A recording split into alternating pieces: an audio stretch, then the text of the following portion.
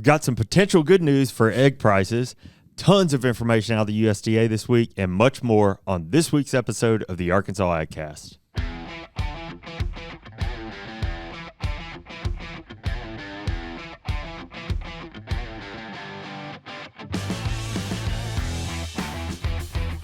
You're listening to the Arkansas AgCast, where we discuss the latest news, trends, and issues impacting Arkansas farmers and ranchers. Our show is brought to you by the Arkansas Farm Bureau Federation. Happy Thursday, everybody. Sir. Welcome to the Arkansas Vestcast. All the kids are doing it. You don't have a vest on, you're not welcome around here. Not Miles Davis, right? I did not get the memo, so I know. Well, I'm sure we can round one up. It's Farm Bureau. I would like one in here right now. It's a little cold. I miss my jacket. Oh boy, here we go. We're not even 10 seconds into this thing, and you guys are. We're not even 10 seconds in, and you guys are off the rails, baby. Yeah. Off the rails. My fingers hurt. I was at an ag meeting yesterday in Jonesboro, which we'll talk about, but I was walking by one of the vendor tables, and I know they didn't expect me to hear this, but I heard somebody go, "Oh, you're right. I should have gotten a vest for this event." You don't fit in otherwise. And I'm like, yeah, man, you can't go to an ag meeting without a vest, you know? Yeah, it's the trend. Kind of funny. Totally separate from our issue here. We look good, you know. That's right. That's what I like represent to say. the brand too at the same time. And we're almost big enough to have to put gaff tape over logos. Mm-hmm. So, no free sponsorships. We're getting there. Anything like that, you know? Yeah. What's that threshold? I don't. Well, we're there. Okay. You just declare it. Yeah. You declare it.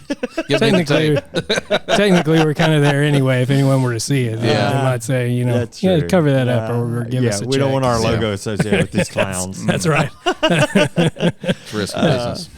Anyway, well, the sun is shining today. Yesterday was a deluge. Mm-hmm. I don't know. I mean, I wasn't here in town most of the day. It was wet.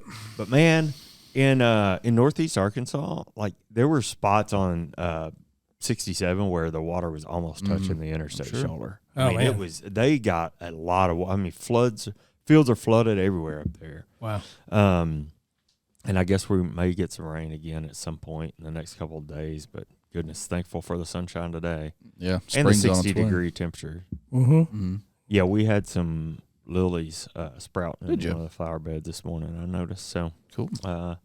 yeah, good to see some green stuff around. It is National Pizza Day. Did you guys know that existed? I did not. It seems like there's a day for everything now, though.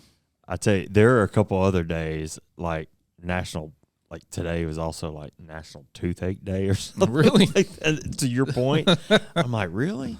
That both excites me and depresses me at the same time. Which one? Pizza Day or Pizza Tuesday? Day? Okay, Yeah. yeah, I know. We're big fans of pizza in my house. Yep. Oh yeah. We are too. Yeah. We could probably eat it multiple times a week if given the option. Mm-hmm. So this begs the question. I think the number one pizza question that I've heard is this, or not question, debate on this topic is, does pineapple belong on pizza? So I'm here to ask you two if pineapple belongs on pizza. Brian, how about you first? You seem to be agreeable right off the bat. I'm all for it. Yeah? I am too. Are you? Yeah. Yeah. I am too. I think that's kind of rare to have three people. Matthew's shaking his head violently. I knew if anyone was going to disagree with that, it was going to be. Oh, well, our resident contrarian says right. no. That's right. So you say no pineapple on pizza. Okay. My thing is like I'm not going to order a pineapple and cheese pizza. That's not going to happen. Right. No, Right. it should not It has be to the have- primary topic. No, it'll be pineapple, pepperoni, and I don't like jalapenos. But if it's pineapple and pepperoni, I'll have the jalapenos on it. Canadian bacon, ham, whatever. It cuts to the spice. I like the sweet spice Yeah. combo on anything. Oh, yeah. I mean, that's pizza, whatever. That's good. I'm a big fan of that. Like Well, Tony Satchery's or slap your mama on sweet potatoes. You know, that little spicy sweet. I like combo cinnamon on my that. sweet potatoes with butter. I do too, for sure. Yeah. But so pineapple, I like a pineapple pepperoni pizza. Yep. What's funny, I don't like the Hawaiian, what has been dubbed the Hawaiian pizza, the Canadian bacon, Right. or You don't ham like it? and pineapple. I'll be honest, I don't love ham. Like Okay.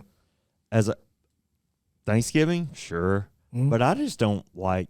Not on pizza, at least. I don't like if you're talking about holidays. I don't like Yeah. or like a meal. I don't Uh-huh. like ham as a standalone. The protein on the plate. That's it. No, it's a ham sandwich or Yeah, ham sandwich, Canadian bacon on a fine. pizza or Yeah, or like ham on your salad.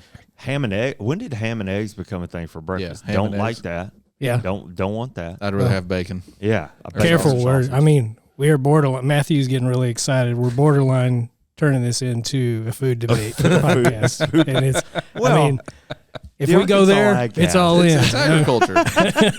The Arkansas AgCast is a food podcast. It is for sure. For sure. people just Make no don't know it. mistake. That's right. I don't know. Like I said, now pork for sure. Eat plenty of pork. I'm a barbecue guy. I mean, we're in the South, like plenty of pork. But I don't know. It just maybe it's just Canadian bacon more so than ham. So ham, I just don't love then it. sugar ham or country ham. If you're going to eat it.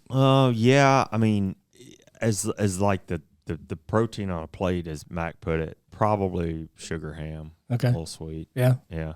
You mean like a spiral ham, like honey baked If ham? you're going to Yeah, if someone's going to yeah, cut yeah. a slice of ham yeah, and stuff. yeah, Yeah. That's where I'm at. Yeah. Most will go with that. Yeah. You don't pull a piece of deli meat out and put it on my plate. No, that's for sure. You better have that on a sandwich. Oh man. Well, so we talked a lot about ham. Yeah. We were supposed to talk about pizza, but that's Right. okay. Right. I mean, we kind of got off the rails a little bit there. Well, we do. It's okay. So now I'll ask this question. So we all agree pineapple's on the pizza. Yeah. Do you have a go-to pizza order? Ooh. That's yeah. Yeah. Either one that's got several cheeses on it. Okay.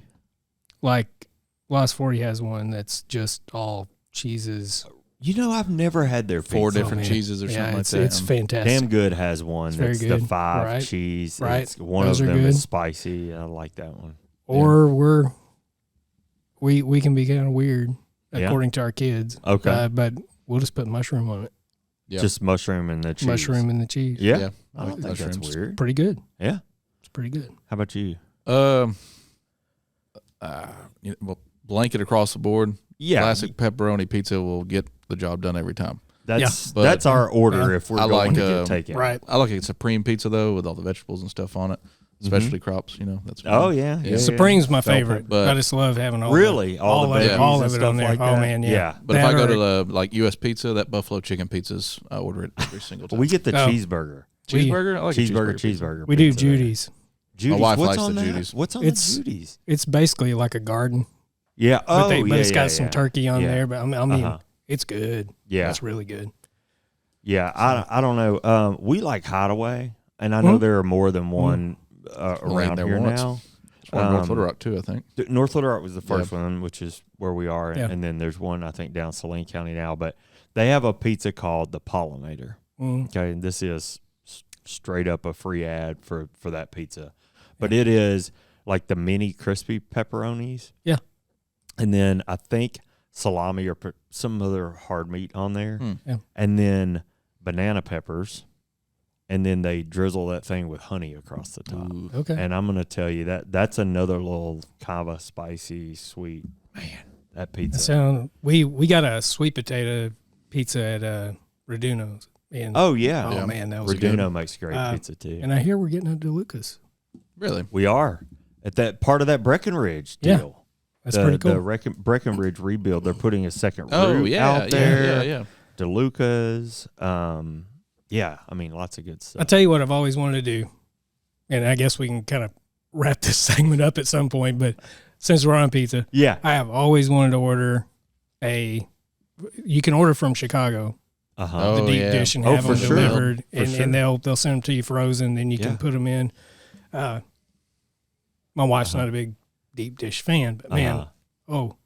Yeah. I've wanted to try it because I loved old Chicago, and I still like getting to go and do the deep dish stuff in the Chicago style. Yeah. I love those. Now, there's different ones in Chicago. Delis. There are. I've been to that have been, then some have been like, wow, that's really good. Yeah. You can do Chicago and New York. But for me, if I eat a deep dish pizza, I'm just immediately full after one slice. Right, one Yeah. slice will Yeah. do you. But Time to go to bed. yeah. I But for a think you family event, I mean, it's pretty cool. I think you should do it. We actually order, my best friend, his family, we both have family from Chicago, and a few times a year we get together and order Portillo's, like beef sandwiches and cannolis and the whole. Yeah.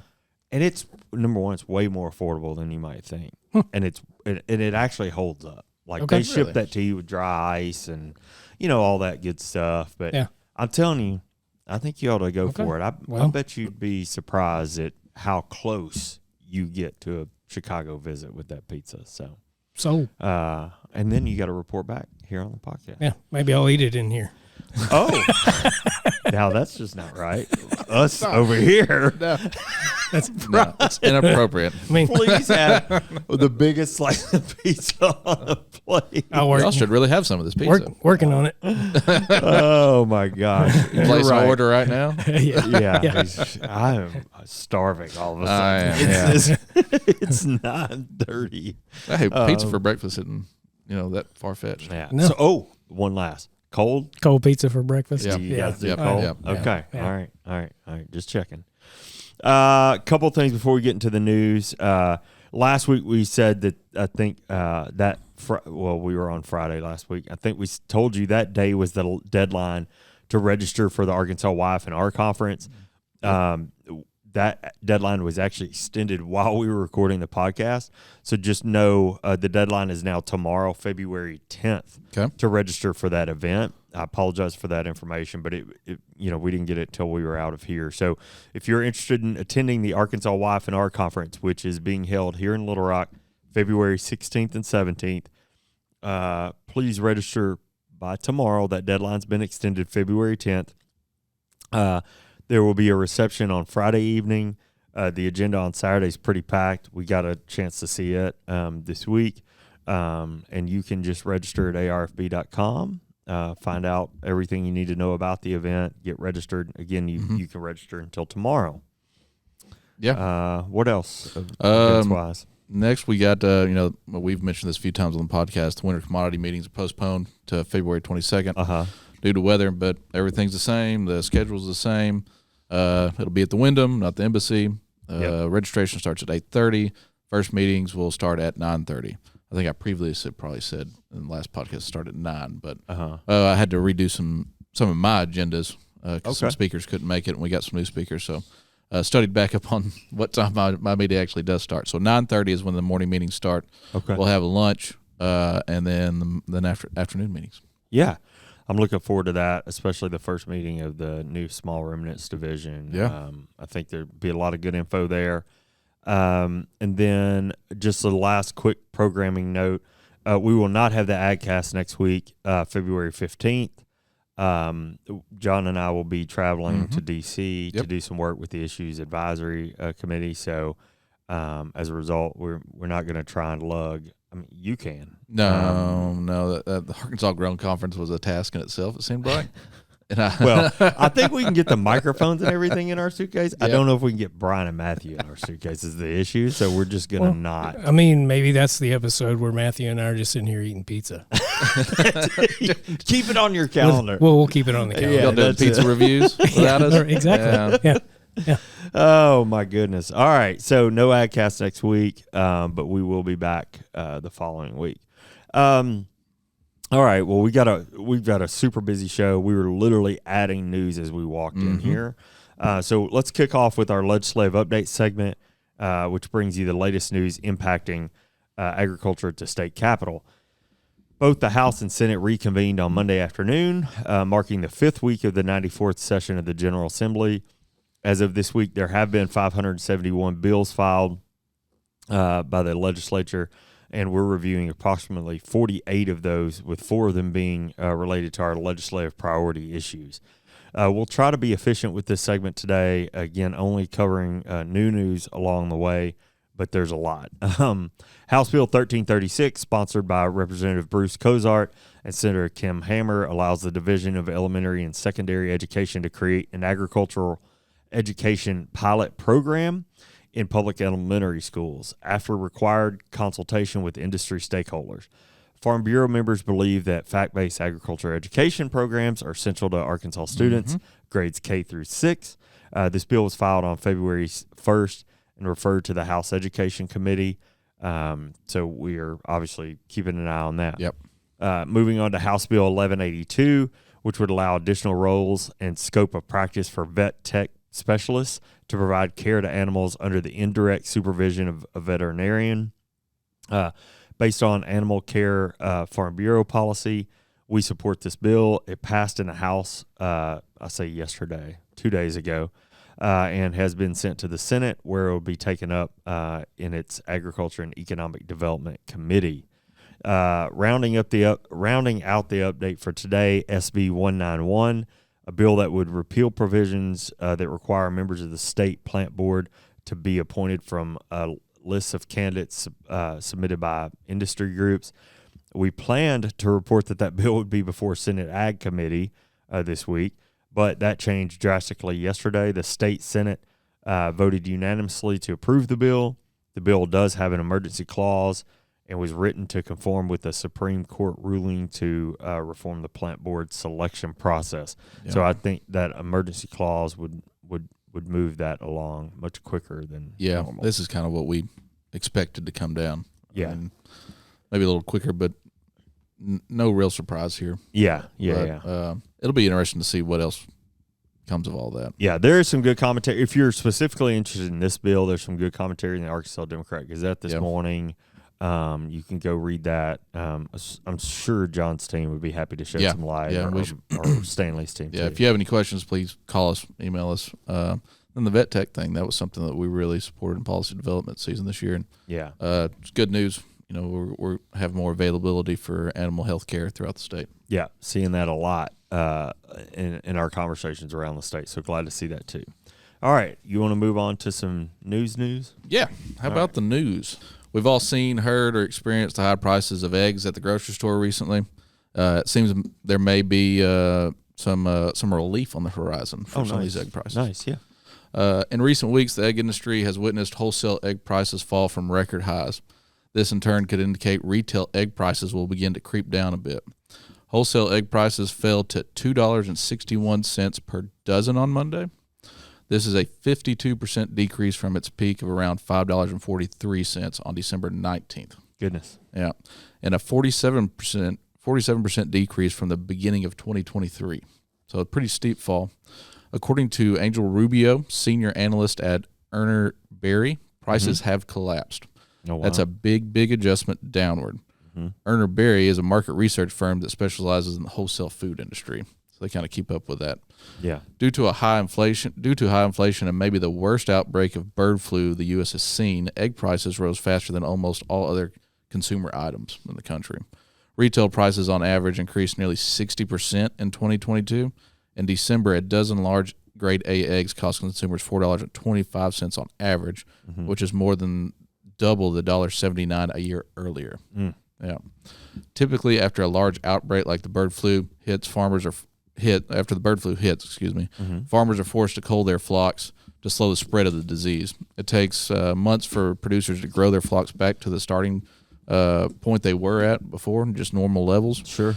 During that time, buyers had to find new suppliers to fill shelves, which caused an increase in prices.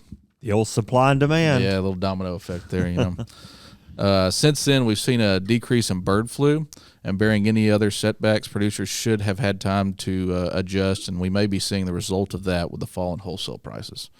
On average, it takes about 4 weeks for retail prices to reflect what wholesale prices have done, and those kind of price trends. Rubio again mentions that states that consumers may start to see relief in February. So we're in February right now. It may be a little bit longer. Yeah. But as things happen on the wholesale level is kind of what this article is getting at, is that it'll eventually trickle down. It's just going to take some time. Yeah. And if nothing else happens in the industry, then we should see that. Yeah.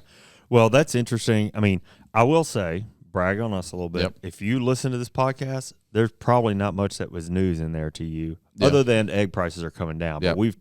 But that's the story. We've talked about them being up. We've talked about wine. We've talked about avian influenza. We've talked about these things.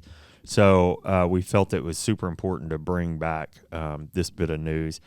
I saw something interesting in Jonesboro yesterday I've never seen before. I know you're not necessarily focused on poultry industry, but it was an egg company. Yeah. They had bought a digital billboard in Jonesboro, in town, recruiting egg growers.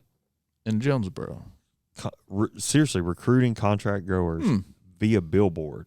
I just thought country. Yeah. So that's, I didn't even think about the irony there necessarily, but I just thought it was really interesting to recruit growers.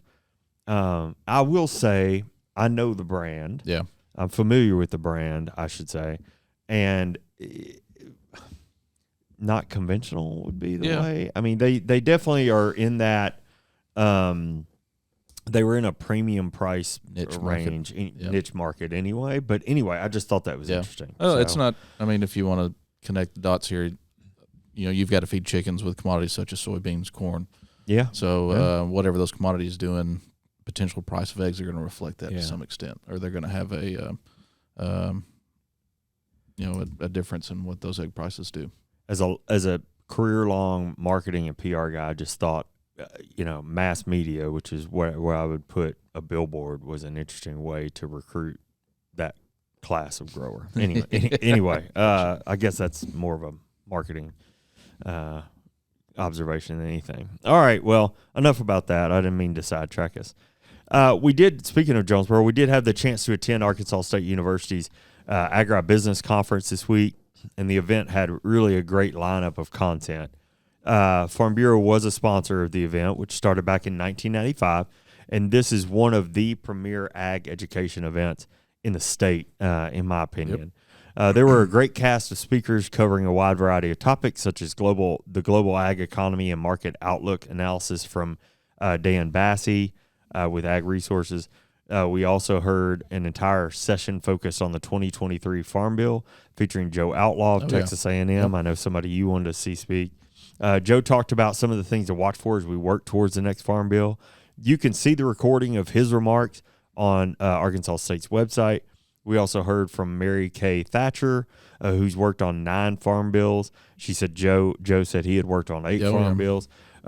Anyway, Mary Kay told us that she sees a lot of work in our future before we have a passed farm bill, but that at the end of the day, the bill will come down to money. Joe said some of the same things. Right. Yeah. That's exactly. She also said the debt limit issue will probably play a role in the farm bill. So we'll keep an eye on that. In addition to the farm economy analysis, Dr. Christopher J. Waller, governor of the Board of Governors of the Federal Reserve System, delivered some great outlook insights on the U.S. economy as a whole. Yeah. And then the afternoon rounded out with commodity-focused sessions that provided some good insight too. So if you're interested in catching up, again, I believe that A-State will be adding the recording to their website, and I would encourage you to watch the replay. I'll make the commitment. We'll try and share that on social, Farm Bureau social channels. And then here we go. A couple of things to note. This is news that dropped during the conference yesterday, and both pieces are significant for American farmers. The first bit of news is that the U.S. will lose the crown of top corn exporter to Brazil, according to USDA forecasts. Interesting. Yeah, USDA forecasts yesterday, they raised its forecast for Brazilian corn exports to 50 million metric tons for 2022-2023 marketing year, pushing them past the U.S., which is expected to ship 48.9 metric tons to foreign buyers this year, according to USDA numbers. I'll just put a pin in that for a second and say Dan Bassey was actually there. He had just come off of a Brazilian crop tour. He has an office down there, and he was telling us, like, this Brazil crop this year is gangbusters. Really? And so he sits down, the next presentation starts, and then the chatter begins in the room because USDA issued their report, so he got to come back up at the end and sort of address that in real time. It was cool to see. The second big bit of news that dropped during the conference, also from USDA, is that the U.S. farm income is expected to drop significantly in 2023. Forecasts expect to see a 23% drop, according to USDA economists. We'll cover this more on the podcast in the coming weeks, but it was great to be on the ground at the conference yesterday in Jonesboro just to get a real-time reaction from both growers and the national experts who were there. A lot of news to unpack right there at the end. Apologize for dropping so much on you, but they're all very newsworthy. I'd been seeing some of that farm income stuff, and I think I sent you an email on the Brazil deal. Immediately, you were like, "They're talking about it right now in the conference." Yeah, it was. I mean, it was amazing to see. Like I said, he was high on that Brazilian crop. Anyway, I guess Argentina's been through some drought challenges this year. Yeah, but still, I mean, the massive crop down there. Brazil's always there with soybeans, so it's kind of you don't hear about corn as near as much, I guess, as you do Brazilian soybeans. Yeah, and he was high on the soybean crop too. But that note of, I mean, U.S. has been long-standing the top corn exporter in the world, so that was interesting. Anyhow, well, let's step away from the news for a second to hear about how you can help cultivate safe roads in Arkansas. Arkansas farmers and ranchers work 7 days a week. That means when you hit the road, you may be sharing it with farm equipment, especially if you're traveling along rural roads and county highways. Farm equipment moves slower than our pickup trucks and minivans. They may not have the safety lights and turn signals of our family vehicles either. The trucks and tractors moving down the road need extra room to make turns, cross bridges, and move through intersections too. We all get in a hurry sometimes, but it's important that we all stay safe, no matter if we're headed to buy groceries or grow them. So next time you're cruising past a pasture or field, keep an eye out for farmers. They'll be sure to keep an eye out for you too. If we all work together, we can make sure Arkansas is cultivating safe roads.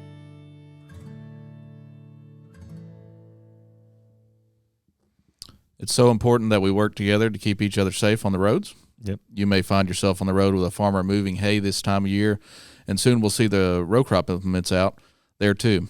Let's just all be sure to help one another cultivate safe roads. Now let's get back to the news. All right. What do you think? Yeah.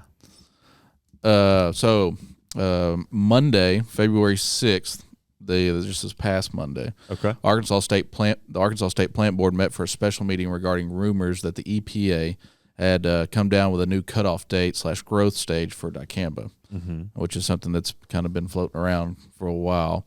But the week before last, there were several comments surfacing across social media suggesting that the Environmental Protection Agency, or EPA, had come out with a new cutoff date / growth stage to spray dicamba for June 12th. Currently, it's June 30th in Arkansas. This June 12th date was submitted or proposed for 5 different states, including Arkansas. At this point, there was no official statement from EPA. When the Arkansas State Plant Board convened for a special meeting Monday, the issue was addressed. According to board staff, the Department of Ag had been in communication with the EPA and were informed by the EPA that since they did not opt out or in of the proposed date of June 12th, Arkansas was included in the new proposed cutoff date / growth stage. Staff made it very clear that at no point in conversations with EPA over the last several months were they informed to opt in or out of the proposed date / growth stage. So some odd communications there. Sure. To address the issue, the State Plant Board voted to reject the EPA proposed date and to keep the current date that they had already settled on as June 30th. That they set themselves, yes, right? Correct, Yeah. that the plant board set. As of today, the EPA still has not made any official statement on the issue. As planting season approaches, we at Farm Bureau will continue to monitor the situation, of course, and we'll pass on any news we receive as it comes. So, dicamba has been a pretty big topic of discussion, issue across the state for several years, across the country, really, especially with soybeans and other row crop commodities. So this is it was just odd how all that kind of came about, stirred up the dust a little bit. Oh, well, I was on the meeting too. I think you were. And just to hear the conversation around, like the social media chatter as being sort of the prompt for it was odd. There's a lot of things being said that weren't true, And a leaked slide deck and anyhow.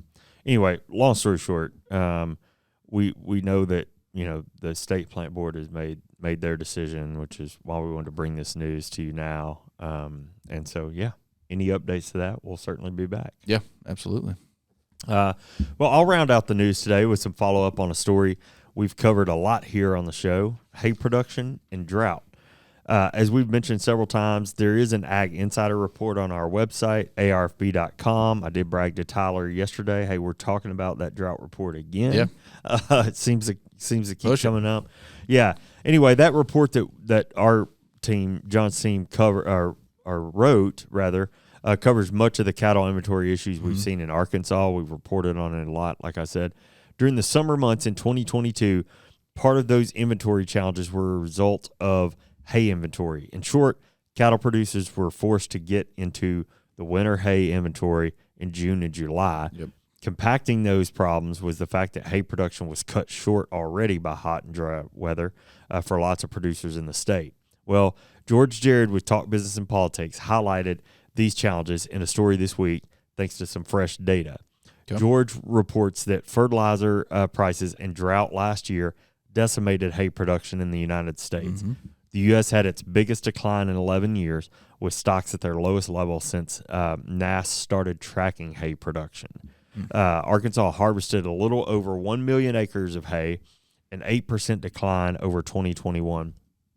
In addition to fewer acres being harvested, those acres suffered a loss in productivity with a 10% yield loss last year. Yeah. Overall, we cut a little over 2 million tons, representing a 16% drop from the previous year. Wow. So a lot of numbers in there, but this is the one that matters.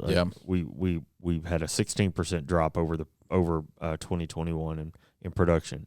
George Jared talked to U of A System Division Extension economist James Mitchell about the numbers. Mitchell said that USDA's numbers were a bit better than he actually would have predicted during the summer. He said the late season rain last summer helped improve things a bit, covering the losses from July. Mitchell also noted that high input costs were likely also to blame for the yield losses. Yeah.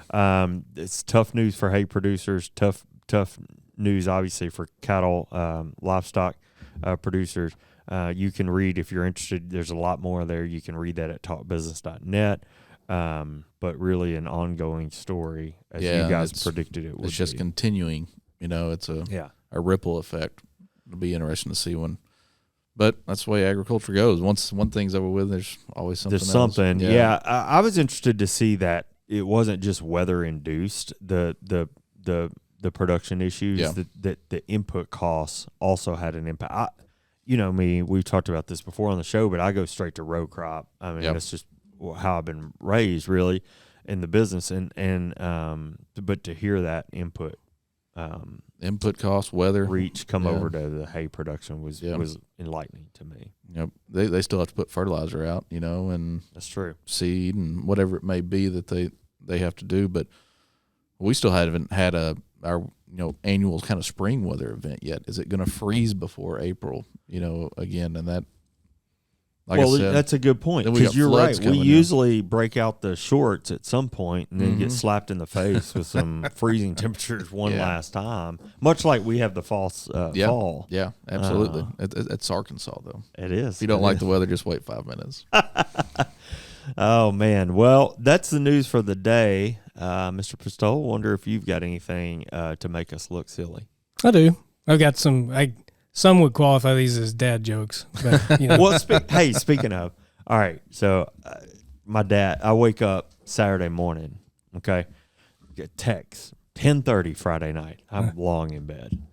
If text from my dad, he goes, hey, I got that pumpkin joke. Pumpkin riddle. By the way, I love the podcast I watch every week. That's what he said. Cool. Number one, I didn't know you even watched the podcast. You never even talked to me about it before. don't rub it in my face that we didn't get the, or I didn't get the pumpkin. Apparently, he's watching it for the riddles. He's waiting for that end. It's all about you. The golden nugget. I mean, he's trying to keep you on your toes.